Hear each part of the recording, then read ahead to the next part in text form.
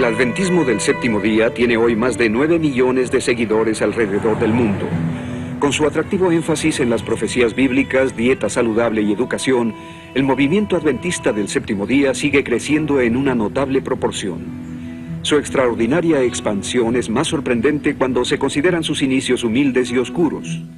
Basados en las enseñanzas y las filosofías de su fundadora del siglo XIX, la profetisa Elena G. de White, el adventismo del séptimo día exhibe una gran influencia a nivel mundial.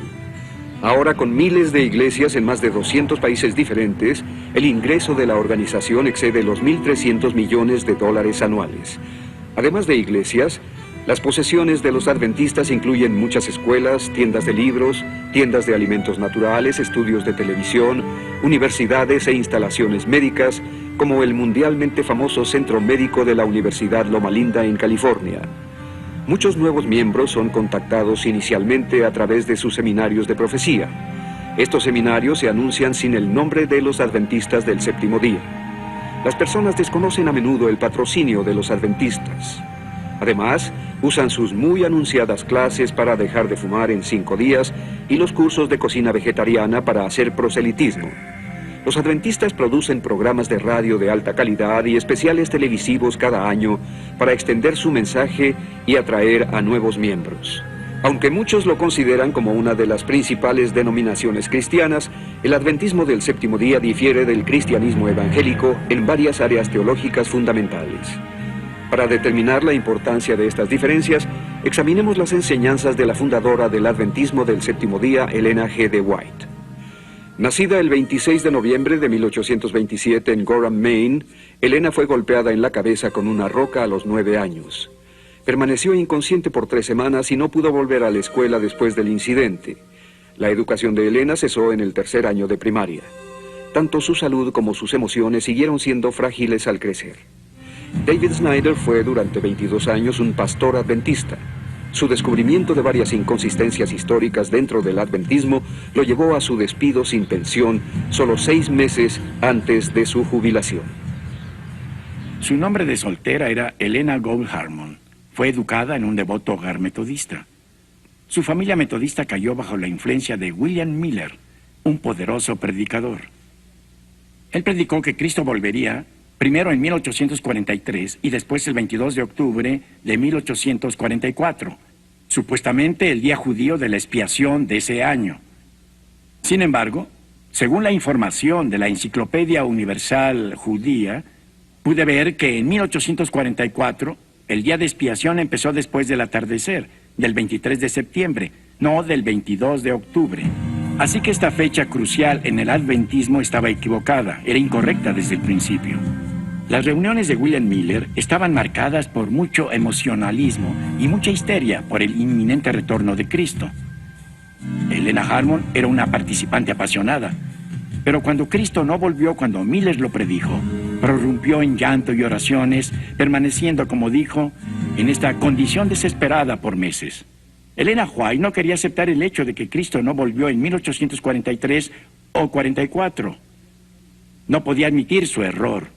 Pero es interesante que William Miller sí lo hizo. En cambio, ella dijo haber tenido una visión de Dios, la primera de muchas. He visto que el diagrama de 1843 fue dirigido por la mano del Señor y que no debe ser alterado.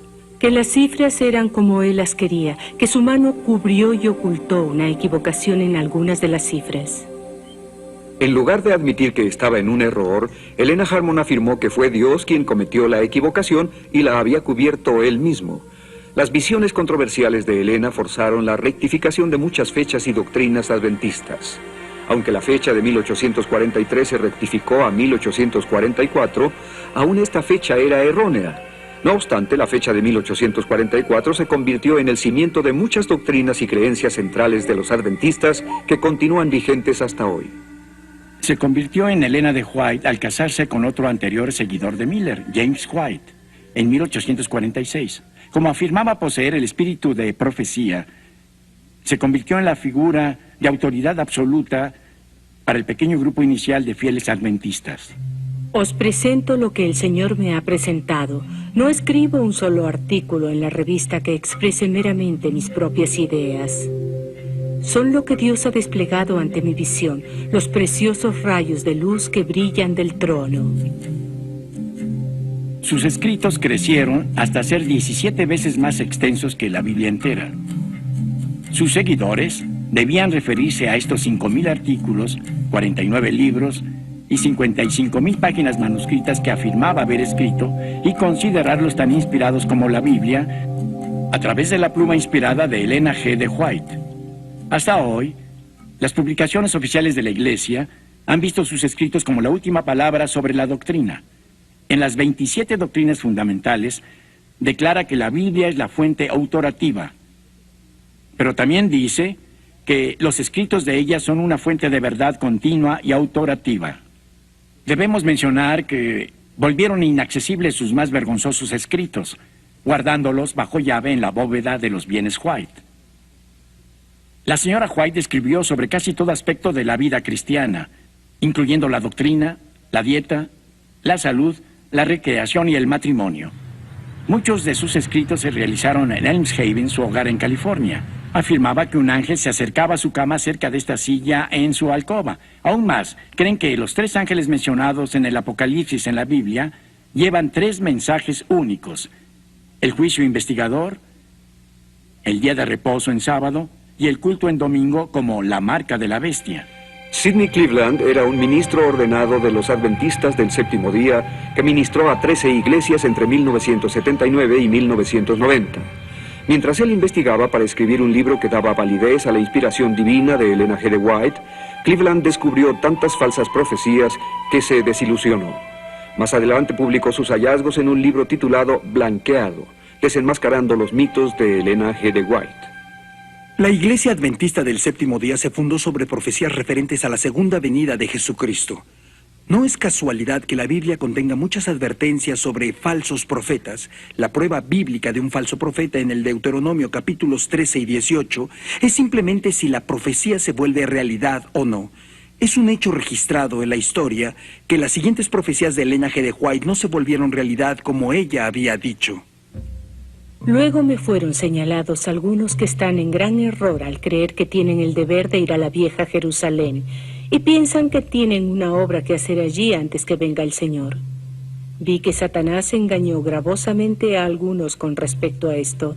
También vi que la vieja Jerusalén nunca será edificada. Exactamente ha sucedido lo opuesto de lo que Elena White predijo entonces. La vieja Jerusalén ha sido edificada desde 1948, cuando Israel se convirtió en nación. Ella estaba completamente equivocada. Y también predijo en sus primeros escritos que acompañaría a los santos vivientes cuando Jesús volviera. Pronto nuestros ojos se dirigieron al este, porque había aparecido una pequeña nube negra del tamaño de la mitad de la mano de un hombre. Todos supimos que era la señal del Hijo del Hombre. Las tumbas se abrieron y en el mismo momento fuimos transformados y arrebatados juntamente con ellos para encontrar al Señor en el aire. La señora White no formó parte de los santos vivientes de su visión.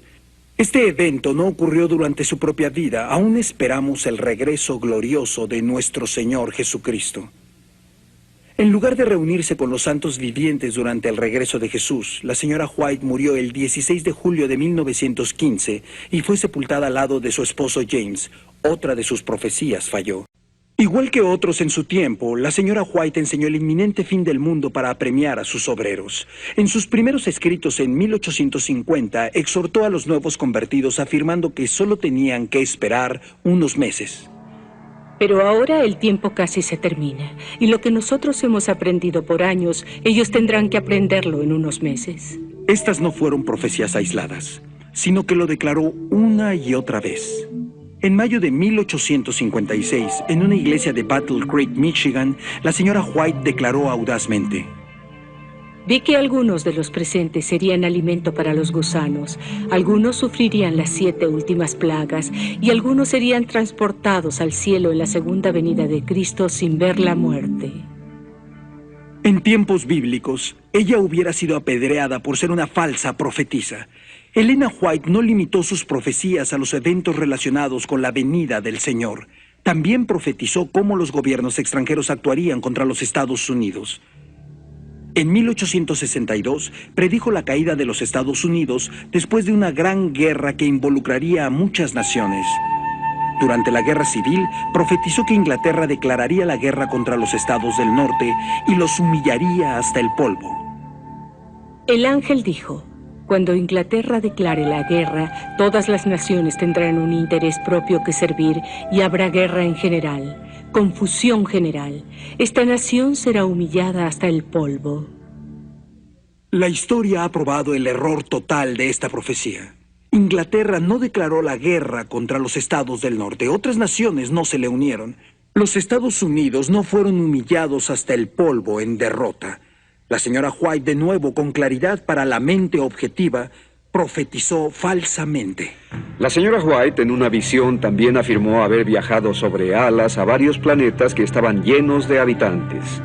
Informó haber conocido a Enoch en un distante planeta durante uno de sus viajes. Otras veces vio ángeles usando pasajes dorados para entrar y salir del cielo. Algunas de sus llamadas visiones reflejaban sus propias ideas racistas. Por ejemplo, creía que ciertas razas de gente eran resultado de relaciones sexuales entre hombres y animales, a las que llamaba una amalgamación. Toda especie animal que Dios creó fue preservada en el arca. Las especies confusas que Dios no creó, que fueron resultado de la amalgamación, fueron destruidas por el diluvio. Desde el diluvio ha habido amalgamaciones de hombre y bestia, como puede verse en las variedades casi interminables de especies animales y en ciertas razas de hombres. A pesar de la naturaleza antibíblica de sus visiones, sus seguidores continuaron aceptándola como la mensajera de Dios y sus escritos como tan inspirados que la Biblia. Dale Ratzlaff era un adventista del séptimo día de la cuarta generación que sirvió como pastor y maestro de la Biblia. Fue educado en su sistema escolar desde el primer grado hasta el seminario. Su extenso y profundo conocimiento de los escritos de Ellen G. White lo llevó a escribir 2 libros: La doctrina sectaria de los adventistas del séptimo día y El día de reposo en crisis. La doctrina del juicio investigador, a la que los adventistas del séptimo día aún se aferran, viene de una reinterpretación de la fallada profecía de William Miller, de que Cristo vendría a la tierra el 22 de octubre de 1844. Los adventistas pensaban que la puerta de la misericordia se cerró ese día. Ellen G. White, con poderío profético, apoyó esta fecha y la creencia de la puerta cerrada. Su primera visión tenía un temible juicio para los adventistas que dejaron el mensaje de 1844 llamado el clamor de medianoche. Dijo que habían caído del camino para el cielo. Era imposible para ellos volver de nuevo al camino e ir a la ciudad, como para todo el mundo malvado que Dios había rechazado. Años después, cuando su primera visión fue reimpresa, aunque el prólogo decía que no se hizo ningún cambio en las ideas o los sentimientos, la porción de su visión que mostraba la puerta cerrada a la salvación fue excluida sin más. Después de 1851, los otros pasajes de la puerta cerrada fueron abandonados o reinterpretados. Debían encontrar una explicación para la desilusión de 1844. 2 seguidores de Miller, Hiram Edson y el señor Crozier, introdujeron una nueva teología del santuario, que enseñaba que en lugar de que Cristo viniera visiblemente a la tierra en 1844, entró por primera vez al lugar santísimo del cielo. Esta nueva enseñanza les dio una forma de salir de su dilema sin admitir su error. Ellen G. White dio inmediatamente la aprobación de Dios a esta nueva explicación para la fecha del 22 de octubre de 1844. El Señor me mostró en visión hace más de 1 año que el hermano Crozier tenía la verdadera luz de purificación del santuario. Todas las doctrinas se ajustaron pronto a 1844 como la purificación del santuario y el inicio del juicio investigador. La puerta cerrada tuvo que ser abierta para permitir la salvación de sus propios hijos, nacidos después de 1844, y para evangelizar a otros al adventismo. La salvación para todo el mundo, incluso aquellos que vivieron en tiempos bíblicos, debía depender de este juicio final. Así que fue introducido el sueño del alma. Las profecías de Daniel y el Apocalipsis tuvieron que ser reinterpretadas para ajustarse al juicio investigador. Fue una época de confusión y vuelco dogmático, pero la doctrina del juicio continuó cuando Elena White puso sobre ello su sello de aprobación. En el tiempo señalado para el juicio, al fin de los 2300 días, en 1844, empezó la obra de investigación y el acto de borrar los pecados. Todos los que hayan profesado el nombre de Cristo deben pasar por ese riguroso examen.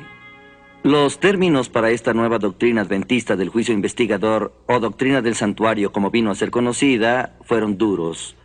Enseñaba que un ángel anotador ahora registraba todo movimiento, incluso al grado de anotar los momentos de ocio en los que uno quería un poco de tiempo libre. La obra de cada uno pasa bajo la mirada de Dios y es registrada e imputada ya como señal de fidelidad, ya de infidelidad. Frente a cada nombre, en los libros del cielo aparecen con terrible exactitud cada mala palabra, cada acto egoísta, cada deber descuidado y cada pecado secreto con todas las tretas arteras. Las admoniciones o reconvenciones divinas despreciadas, los momentos perdidos, las oportunidades desperdiciadas, la influencia ejercida para bien o para mal, con sus abarcantes resultados, todo fue registrado por el ángel anotador. En verdad, esta doctrina del juicio investigador, única de los adventistas del séptimo día, ha matizado todas las demás doctrinas del movimiento. Ha habido mucha controversia y debate porque ella no puede apoyarse en la Biblia.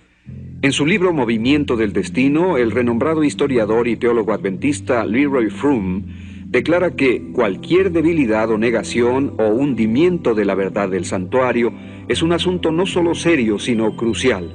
Cualquier desviación o abandono ataca al corazón del adventismo y amenaza su misma integridad.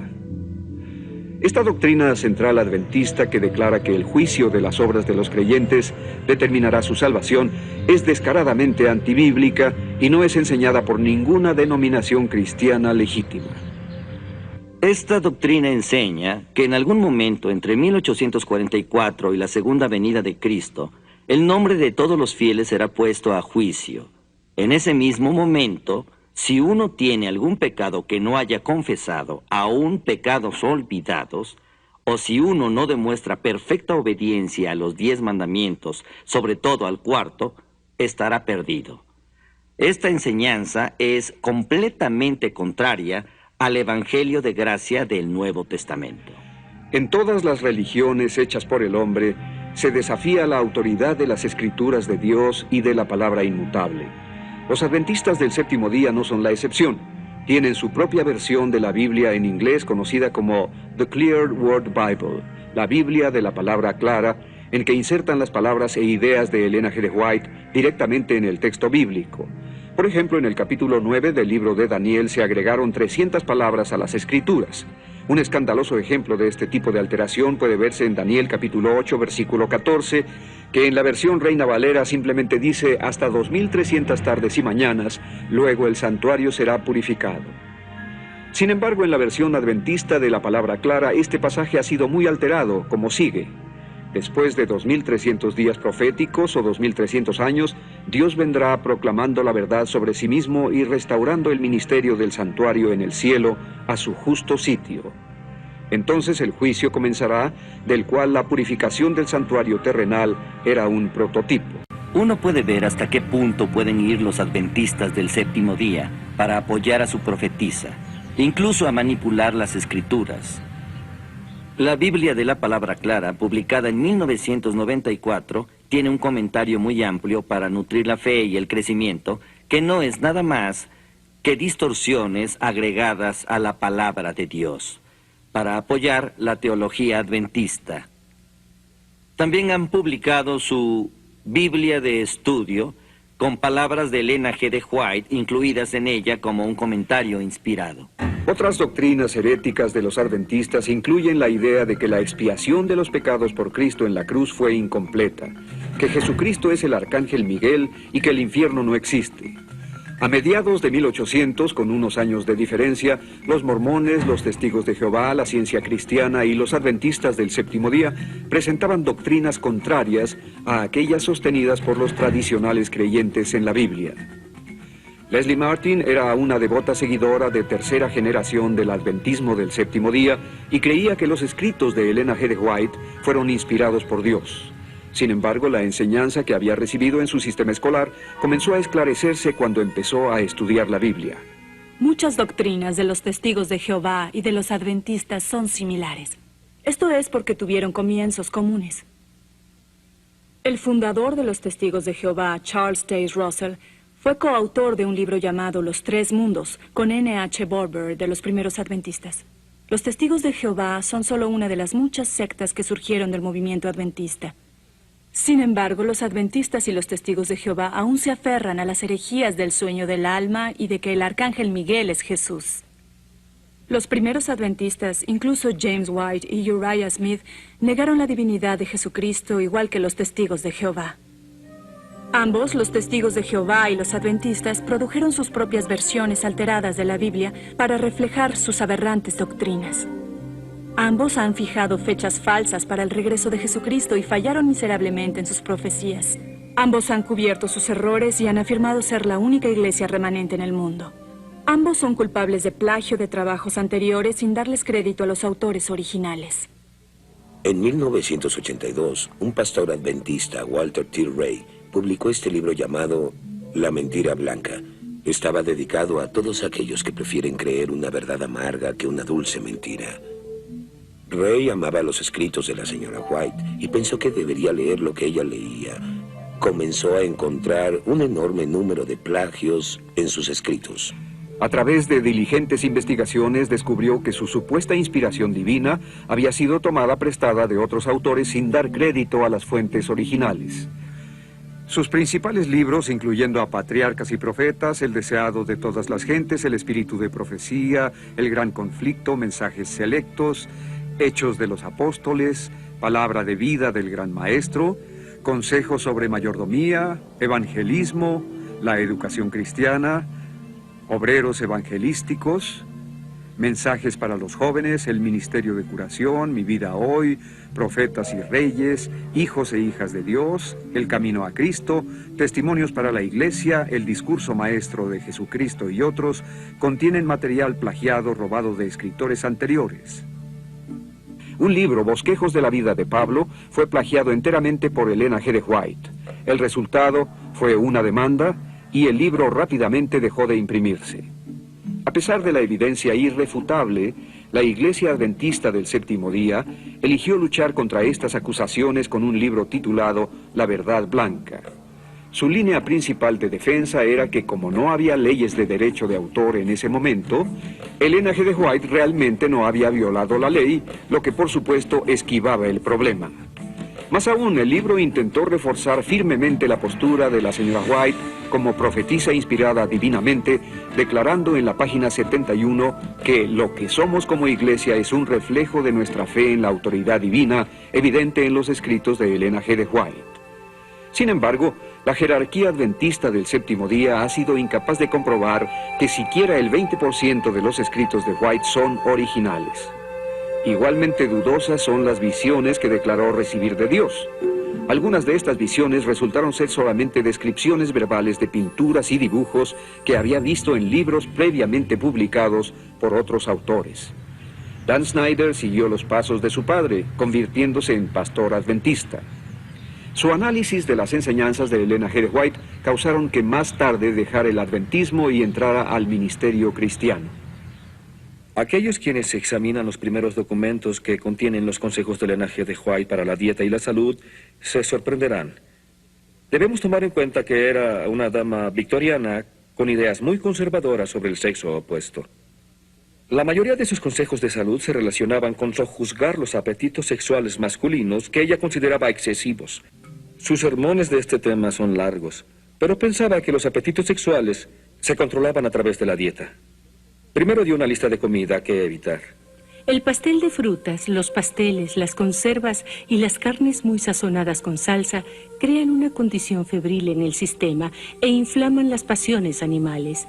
Hay que evitar los alimentos de origen animal y comer granos, verduras y frutas como parte de la dieta.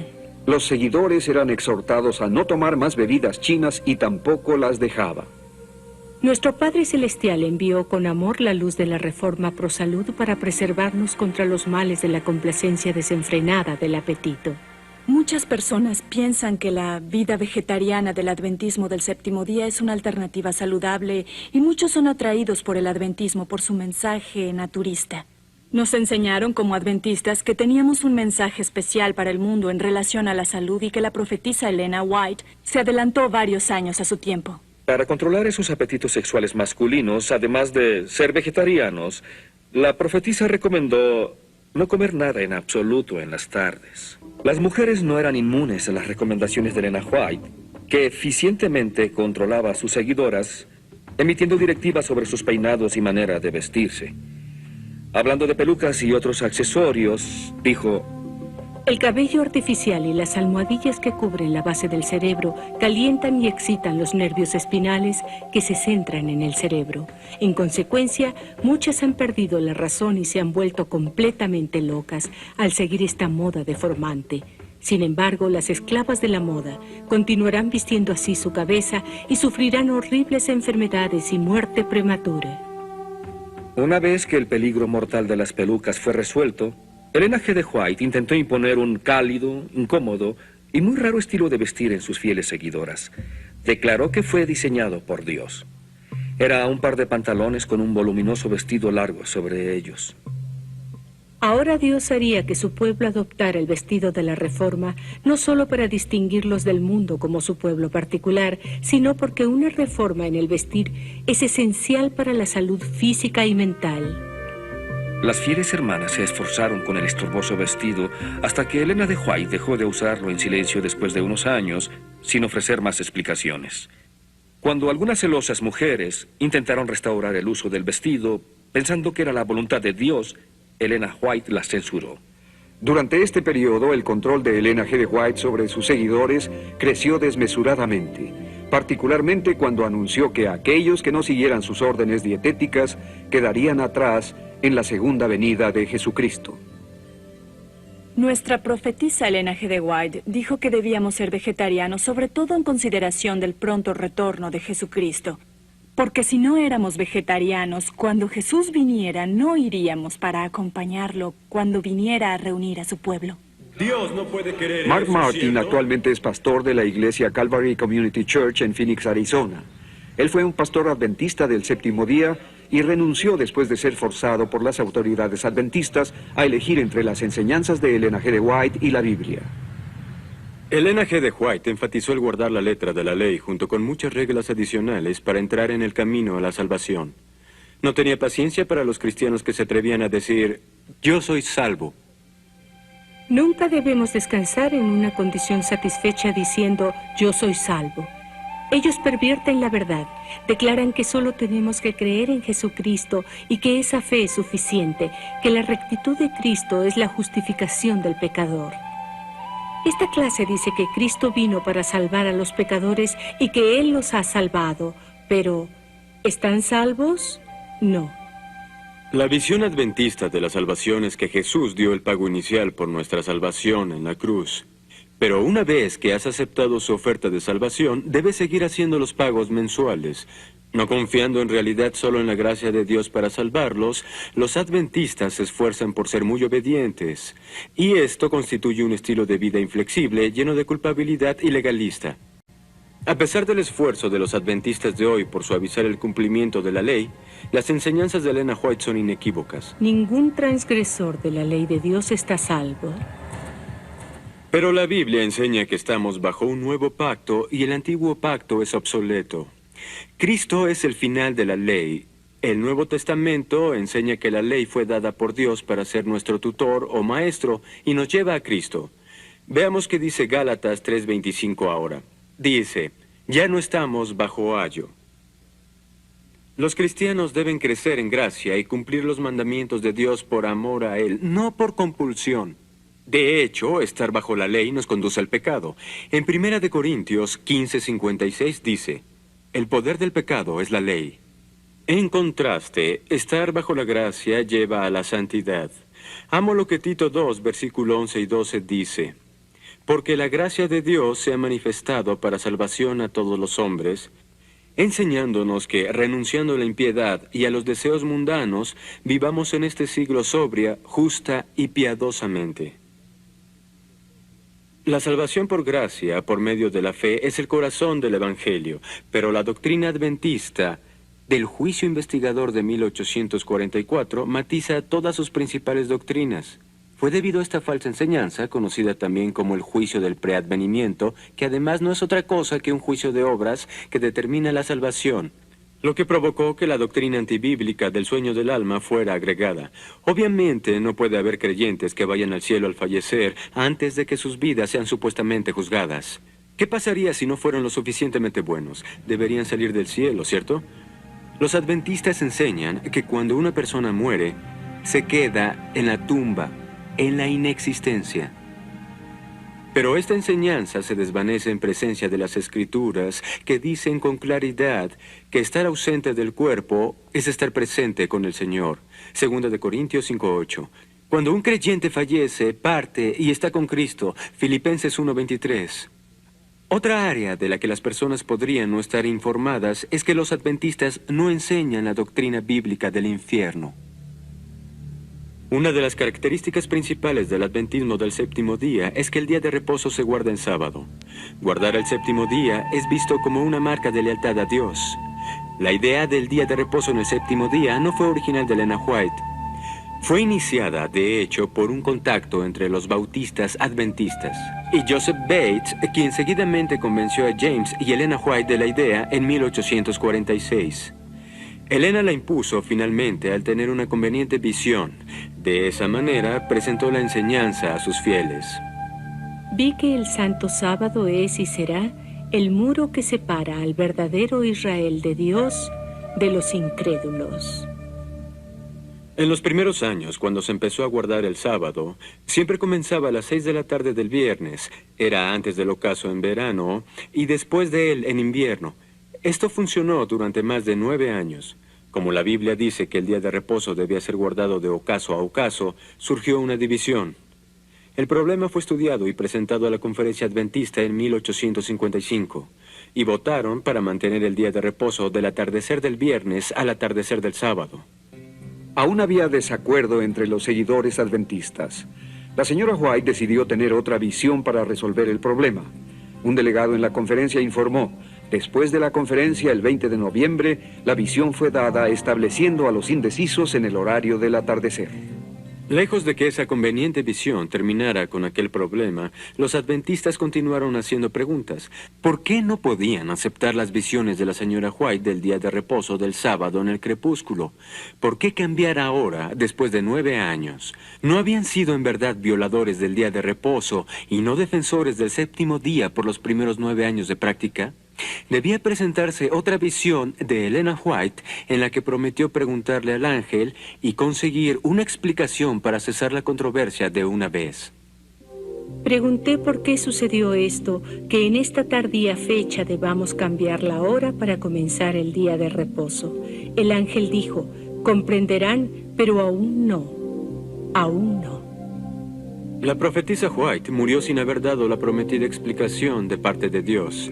Sin embargo, el guardar el día de reposo del atardecer del viernes al atardecer del sábado llegó a ser de suma importancia para determinar quién recibiría el sello de Dios y sería salvo, y quién no lo sería. El sábado será la gran piedra de toque de la lealtad. Cuando esta piedra de toque le sea aplicada finalmente a los hombres, entonces se trazará la línea de demarcación entre los que sirven a Dios y los que no le sirven. La observancia del verdadero día de reposo sábado es una evidencia de lealtad. Una clase de personas recibe la marca de la bestia, la otra, por haber escogido el signo de obediencia a la autoridad divina, recibirá el sello de Dios. Por consiguiente, no guardar el día de reposo significa recibir la marca de la bestia y también el perder la vida eterna. Hoy la visión es igualmente severa. En la página 193 de la publicación adventista, 27 doctrinas fundamentales, dice: cuando este punto se presenta claramente delante del mundo, aquellos que rechacen el memorial de la creación divina, el sábado bíblico, eligiendo adorar y dar honor al domingo, conocido claramente que no es el día de adoración dado por Dios, recibirán la marca de la bestia. Esta es una marca que indica rebelión. Así que hoy en día, los adventistas han sujeto la salvación dependiente del día de la semana en que uno rinde culto. Varias escrituras del Nuevo Testamento identifican claramente el sello de Dios como una obra del Espíritu Santo, no de guardar el día de reposo. Por ejemplo, en Efesios 4:30 dice simplemente, «Y no aflijan al Espíritu Santo de Dios, con el cual fueron sellados para el día de la redención». La señora White no tiene ninguna base, en lo absoluto, para identificar el sello de Dios con el guardar el día de reposo. Los seguidores de Cristo se reunieron en el día del Señor, el día de la resurrección para su adoración y para compartir el pan, no en el día de reposo de los judíos. Los adventistas se desvían aún más en su doctrina de salvación al afirmar que Satanás, en última instancia, es el portador del pecado. Enseñan que él se lleva los pecados del mundo. Así como al quitar los pecados del santuario, el sacerdote los confesaba sobre la cabeza del macho cabrío emisario, así también Cristo colocará todos estos pecados sobre Satanás, autor e instigador del pecado. Qué diferente es esto del mensaje tan claro de la Biblia que dice que Jesús llevó él mismo nuestros pecados en su cuerpo sobre el madero. El apóstol Juan exclamó, «He aquí el Cordero de Dios que quita el pecado del mundo». La verdadera salvación debe centrarse solo en Jesucristo.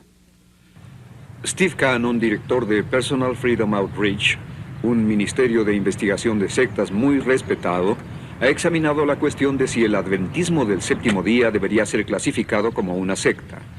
Hoy, los adventistas del séptimo día luchan por ser incluidos en la línea principal de cristianos, protestantes y evangélicos, y por consiguiente objetan fuertemente cualquier comentario de que estén enseñando doctrinas sectarias.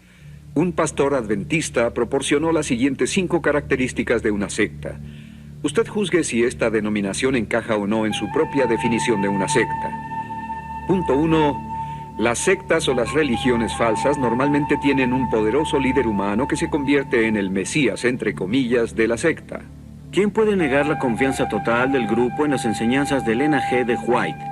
Tal vez no sea llamada su Mesías, pero evidentemente es su mensajera de Dios, venerada por todos. Punto 2. La palabra de los líderes o enseñanzas de la secta se convierten en la verdad absoluta más importante que las enseñanzas de la Biblia.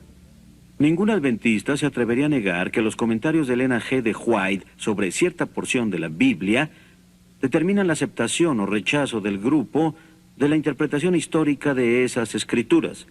Sus interpretaciones prevalecen y se convierten en doctrina adventista. Aún hoy, se considera que sus escritos son tan inspirados como las escrituras. Punto 3. Toda secta usa tácticas de presión para forzar a los miembros a la sumisión. Elena White sabía presionar a las personas para someterlas. Primero, decía recibir una reprensión de Dios para la persona que declaraba públicamente en su testimonio. En general, la persona se sometía bajo la presión. He pronunciado amonestaciones porque el Señor me ha dado palabras de reprobación para la iglesia. Las tácticas tal vez ya no sean tan escandalosas, pero hoy en día sus seguidores siguen sujetos a tácticas de presión para conformarse al grupo.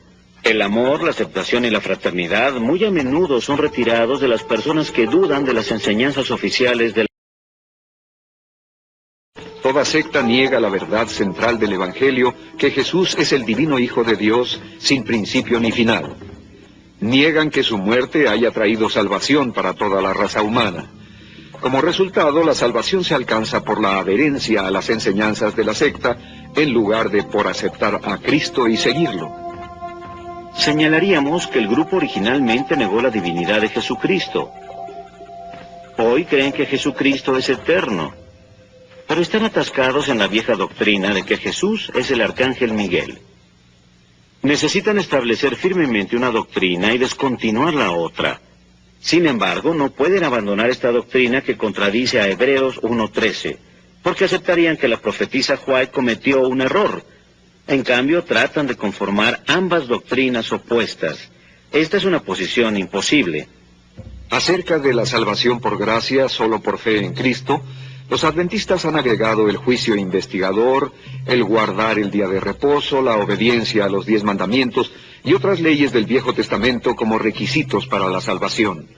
Además, creen que los pecados del mundo han sido puestos sobre Satanás en lugar de Cristo y que los cristianos deben presentarse solos ante Dios, sin Cristo como su mediador. Los que vivan en la tierra cuando cese la intercesión de Cristo en el santuario celestial deberán estar en pie en la presencia del Dios Santo sin mediador.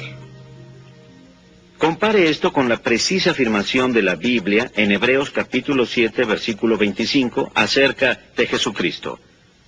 Por lo cual, puede también salvar perpetuamente a los que por Él se acercan a Dios, viviendo siempre para interceder por ellos.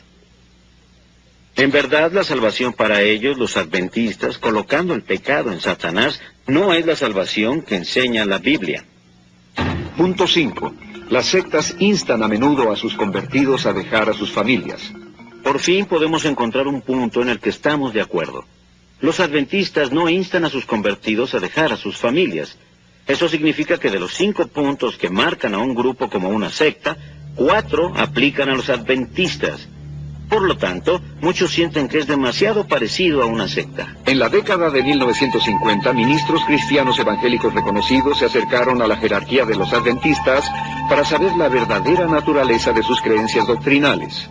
En un gesto similar al de los mormones, los adventistas, deseando la aprobación de la comunidad cristiana más numerosa, engañosamente adoptaron la visión evangélica de la salvación solo por gracia. Esto apacentó temporalmente a muchas denominaciones cristianas, pero causó daños dentro del adventismo del séptimo día. Muchos seguidores se sintieron traicionados y comenzaron a investigar las enseñanzas de Elena G. de White para descubrir la verdad. Quienes lo hicieron se alarmaron por lo que encontraron.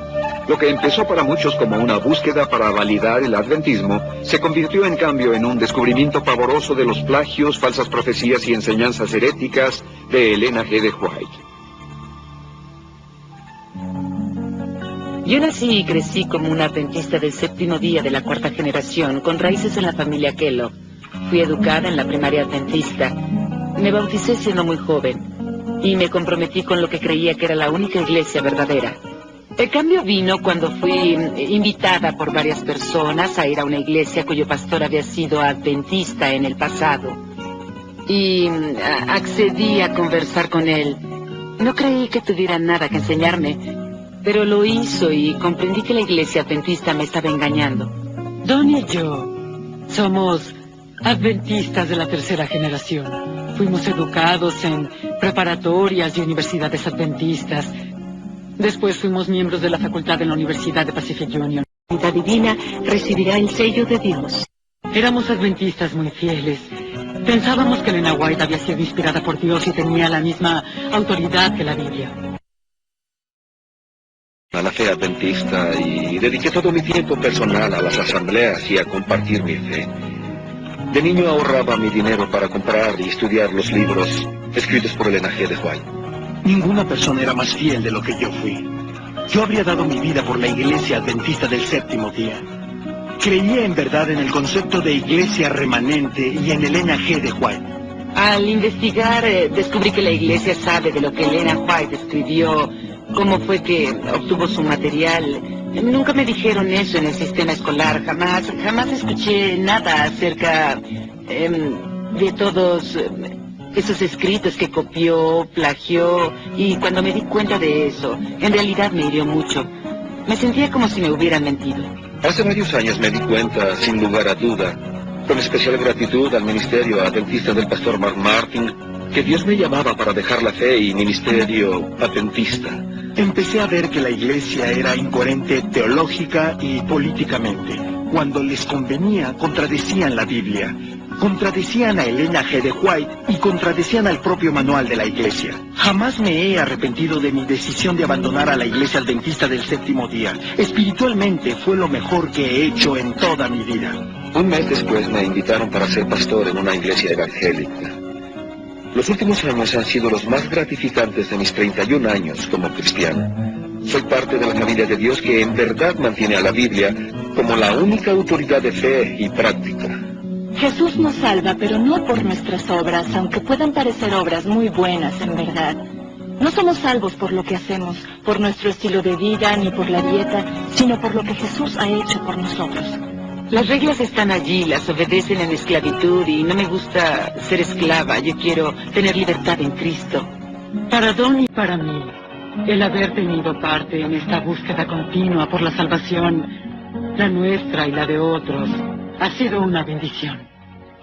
Yo comprendo la seguridad del Evangelio. Yo sé que somos salvos a través de Cristo, que tenemos esa confianza.